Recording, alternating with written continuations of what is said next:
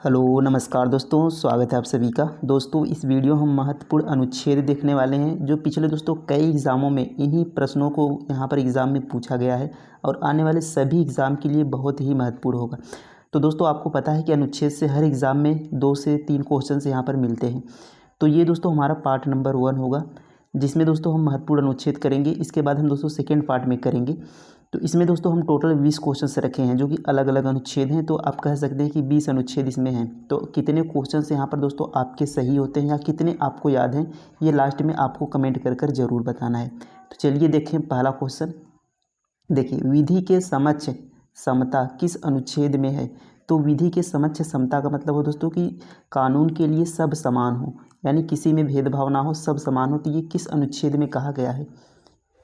तो इसका सही उत्तर होगा दोस्तों ऑप्शन नंबर सी, यहाँ पर अनुच्छेद 14 में। तो अनुच्छेद 14 में दोस्तों यहाँ पर कानून के प्रति सब समान है, यानी उन्हें कोई भेदभाव नहीं किया जाएगा।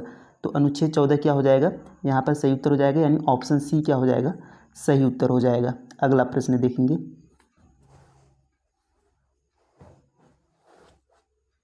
देखिए अगला प्रश्न है दोस्तों, अस्पृश्यता का अंत किस अनुच्छेद में है। अस्पृश्यता का मतलब होता है दोस्तों छुआछूत। तो छुआछूत का अंत किस अनुच्छेद में है, ये आपको बताना है। तो सही उत्तर हो जाएगा दोस्तों ऑप्शन नंबर ए यहाँ पर, यानी अनुच्छेद 17 में दोस्तों कहा गया है अस्पृश्यता का अंत यानी छुआछूत का अंत अनुच्छेद 17 में। और एक दोस्तों यहीं पर देख लेते हैं उपाधियों का अंत। तो उपाधियों का अंत किस अनुच्छेद में है, तो ये आपको कमेंट करके बताना है उपाधियों का अंत किस अनुच्छेद में है। अगला प्रश्न देखेंगे।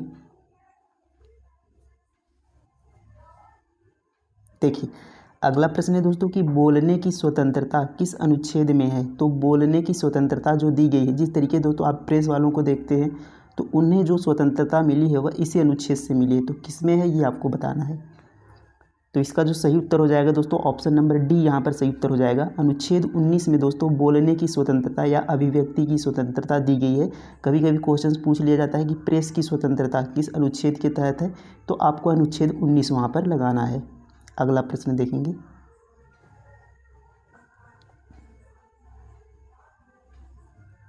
देखिए अगला प्रश्न है दोस्तों कि प्राण और दैहिक स्वतंत्रता का संरक्षण किस अनुच्छेद में है। तो प्राण और दैहिक स्वतंत्रता, तो ये दोस्तों किस अनुच्छेद में है, यानी आपको जीवन जीने का जो अधिकार है वह किस अनुच्छेद में है, ये आपको बताना है। तो प्राण और दैहिक स्वतंत्रता दोस्तों अनुच्छेद आपका 21 में है। तो ऑप्शन ए क्या हो जाएगा, इसका सही उत्तर हो जाएगा। अगला प्रश्न देखते हैं।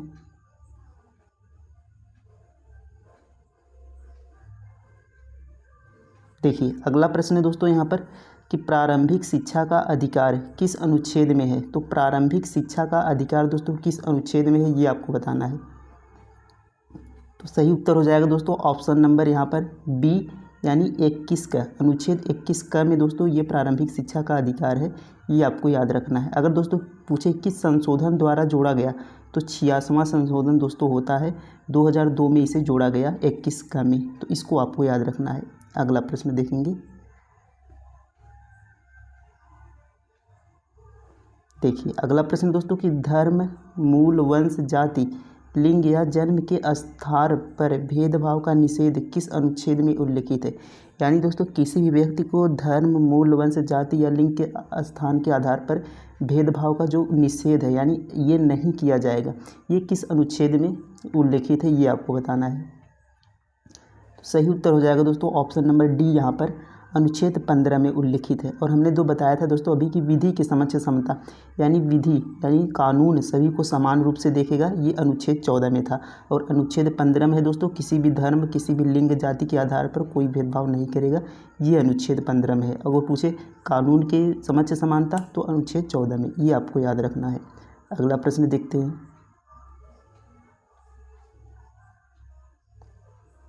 देखिए अगला प्रश्न है दोस्तों किस अनुच्छेद में 6 से 14 वर्ष के बच्चों को मुश्किल कारखाने में काम करने से रोक है। यानी दोस्तों 6 से 14 वर्ष तक के बच्चों को किसी भी मुश्किल कारखाने में काम नहीं करना दिया जाएगा, यानी उस पर रोक लगाया गया है। तो आप ज़बरदस्ती कार्य नहीं करवा सकते या आप उन्हें नौकरी नहीं दे सकते अगर 6 से 14 वर्ष की उनकी आयु है। तो कौन सा अनुच्छेद है दोस्तों ये, तो अनुच्छेद 24 में कहा गया है। तो ऑप्शन ए इसका क्या हो जाएगा, सही उत्तर हो जाएगा। अगला प्रश्न देखते हैं। देखिए अगला प्रश्न है दोस्तों, किस अनुच्छेद में संवैधानिक उपचारों का अधिकार वर्णित है? यानी दोस्तों संवैधानिक उपचारों का अधिकार है वह किस अनुच्छेद में है, जिसको दोस्तों डॉक्टर भीमराव अंबेडकर जी द्वारा, डॉक्टर भीमराव अंबेडकर जी द्वारा क्या कहा है, संविधान की आत्मा। इनके द्वारा दोस्तों उस अनुच्छेद को संविधान की आत्मा कहा गया है। तो कौन सा अनुच्छेद है? अनुच्छेद 32। तो ऑप्शन ए क्या हो जाएगा, इसका सही उत्तर हो जाएगा। अनुच्छेद 32 में दोस्तों संवैधानिक उपचारों का अधिकार यहाँ पर दिया गया है। अगला प्रश्न देखते हैं। देखिए अगला प्रश्न दोस्तों कि लोक नियोजन में समानता किस अनुच्छेद में है? लोक नियोजन में समानता यानी दोस्तों सरकारी नौकरियों में सबको समान यहाँ पर जो भी लाभ दिया जाएगा उस तरीके से यहाँ पर कहा गया है कि लोक नियोजन में जो समानता दी गई है। तो किस अनुच्छेद में है दोस्तों? अनुच्छेद 16 में है। ऑप्शन नंबर सी क्या हो जाएगा, सही उत्तर हो जाएगा। तो लोक नियोजन की समानता आप याद रखेंगे अनुच्छेद 16 में। और अस्पृश्यता का अंत हमने पढ़ा था, छुआछूत का अंत, अनुच्छेद 17 में। और यहाँ पर दोस्तों विधि के समक्ष समानता अनुच्छेद 14 में। तो यहाँ पर मैं दोस्तों आपको बताता चल रहा हूँ ताकि आपको धीरे धीरे सारी चीज़ें याद हो जाएं। अगला प्रश्न देखेंगे।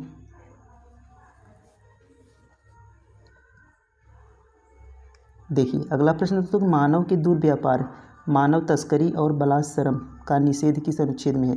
तो यहाँ पर दोस्तों जो मानव तस्करी होती है, मानव का दुर्व्यापार या मानव तस्करी, ये दोस्तों किस में है ये आपको बताना है। तो इसका जो सही उत्तर हो जाएगा दोस्तों ऑप्शन नंबर ए हो जाएगा, अनुच्छेद 23 में है। तो अनुच्छेद 23 में मानव दुर्व्यापार या बलात्सर्म या उनकी तस्करी से। और 24 में हमने पढ़ा था कि 6 से 14 वर्ष के बच्चों को मुश्किल कारखानों में वहाँ पर काम नहीं दिया जाएगा। ये कितने में है? 24 में है। तो इसको भी आप याद रखेंगे। अगला प्रश्न देखते हैं। देखिए अगला प्रश्न है दोस्तों कि ग्राम पंचायत का संगठन किस अनुच्छेद में है? तो ग्राम पंचायत का जो संगठन है यह किस अनुच्छेद में है ये आपको बताना है। तो सही उत्तर हो जाएगा दोस्तों ऑप्शन नंबर डी, यहाँ पर अनुच्छेद 40 में है ग्राम पंचायत का संगठन, ये आपको याद रखना है। अगला प्रश्न देखते हैं। देखिए अगला प्रश्न है दोस्तों कि नागरिकों के लिए एक समान सिविल संहिता किस अनुच्छेद में है? तो समान सिविल संहिता दोस्तों ये किस अनुच्छेद में, ये आपको बताना है। तो इसका जो सही उत्तर हो जाएगा दोस्तों ऑप्शन नंबर बी, यहाँ पर सही उत्तर होगा। अनुच्छेद 44 में क्या है? समान सिविल संहिता। अब यहाँ पर दोस्तों आप तरीके से याद भी कर सकते हैं कि देखिए 4 और 4 ये क्या है? दोनों समान है। तो आप इस तरीके से यहाँ रिलेट कर सकते हैं कि समान सिविल संहिता तो किस अनुच्छेद में है? अनुच्छेद 44 में। ऑप्शन बी क्या हो जाएगा? सही उत्तर हो जाएगा। अगला प्रश्न देखते हैं। देखिए अगला प्रश्न दोस्तों, कृषि और पशुपालन का संगठन किस अनुच्छेद में है? तो कृषि और पशुपालन का संगठन किस अनुच्छेद में है ये आपको बताना है। तो कृषि और पशुपालन का संगठन दोस्तों अनुच्छेद 48 में है। ऑप्शन नंबर डी क्या हो जाएगा? सही उत्तर हो जाएगा। समान सिविल संहिता दोस्तों अनुच्छेद 44, ग्राम पंचायत का संगठन अनुच्छेद 40। तो इसको भी आपको यहाँ पर याद रखना है। अगला प्रश्न देखते हैं। देखिए अगला प्रश्न दोस्तों, पर्यावरण का संरक्षण तथा संवर्धन और वन तथा वन्य जीव की रक्षा किस अनुच्छेद में है? तो पर्यावरण और वन्य जीव की रक्षा दोस्तों किस अनुच्छेद में, ये आपको बताना है। तो सही उत्तर हो जाएगा दोस्तों ऑप्शन नंबर ए, यहाँ पर अनुच्छेद 48 क में है। पर्यावरण का संरक्षण, जीवों की रक्षा करना, ये आपका अनुच्छेद 48 क में है। अगला प्रश्न देखते हैं। देखिए अगला प्रश्न है कि किस अनुच्छेद में भारत का राष्ट्रपति होगा? तो किस अनुच्छेद में दोस्तों भारत का राष्ट्रपति होगा, ये आपको बताना है। तो सही उत्तर हो जाएगा दोस्तों यहाँ पर ऑप्शन नंबर डी, अनुच्छेद 52 में क्या कहा गया है कि भारत का एक राष्ट्रपति होगा। तो यहाँ पर ऑप्शन डी क्या हो जाएगा, इसका सही उत्तर हो जाएगा। अगला प्रश्न देखते हैं। देखिए अगला प्रश्न है दोस्तों कि मूल कर्तव्य किस अनुच्छेद में है? तो मूल कर्तव्य किस में है दोस्तों? अनुच्छेद 51 क में आपका मूल कर्तव्य है। तो ये आपको याद रखना है। ऑप्शन ए क्या हो जाएगा, इसका सही उत्तर हो जाएगा। 51 क में आपका मूल कर्तव्य है। कहाँ से लिया गया है दोस्तों मूल कर्तव्य? तो ये आपका रूस से लिया गया है, यानी रसिया से लिया गया है। ये आपको याद रखना है। भाग कौन सा है दोस्तों? तो भाग 4 क में जोड़ा गया है। इसको भी आपको याद रखना है। अगला प्रश्न देखते हैं। देखिए अगला प्रश्न दोस्तों, राष्ट्रपति द्वारा शपथ या प्रतिज्ञान किस अनुच्छेद में है? तो राष्ट्रपति द्वारा शपथ यह किस अनुच्छेद में दिया गया है? तो अनुच्छेद दोस्तों 60 में दिया है। राष्ट्रपति का शपथ अनुच्छेद 60 में है। तो सी क्या हो जाएगा, इसका सही उत्तर हो जाएगा। अगला प्रश्न देखते हैं। देखिए अगला प्रश्न दोस्तों, राष्ट्रपति पर महाभियोग चलाने की प्रक्रिया किस अनुच्छेद में है। तो राष्ट्रपति पर महाभियोग चलाई जाती है, ये आपको पता होगा। तो यह महाभियोग वाली प्रक्रिया दोस्तों किस अनुच्छेद में है, ये आपको बताना है। तो सही उत्तर हो जाएगा दोस्तों ऑप्शन नंबर सी, अनुच्छेद 61 में है राष्ट्रपति पर महाभियोग। तो सी क्या हो जाएगा, सही उत्तर हो जाएगा 61, अनुच्छेद 61 में। 60 में हमने क्या पढ़ा, राष्ट्रपति का शपथ, ये हमने 60 में पढ़ा। अगला प्रश्न देखते हैं। देखिए अगला प्रश्न है कि उपराष्ट्रपति का राज्यसभा का पदेन सभापति होना किस अनुच्छेद में है। तो उपराष्ट्रपति का राज्यसभा का पदेन सभापति होना यह किस अनुच्छेद में है दोस्तों, इसको आपको यहाँ पर कमेंट करके यहाँ पर कमेंट में बताना है कि उपराष्ट्रपति जो राज्यसभा का पदेन सभापति होता है ये किस अनुच्छेद में लिखा गया है। अगला प्रश्न देखेंगे।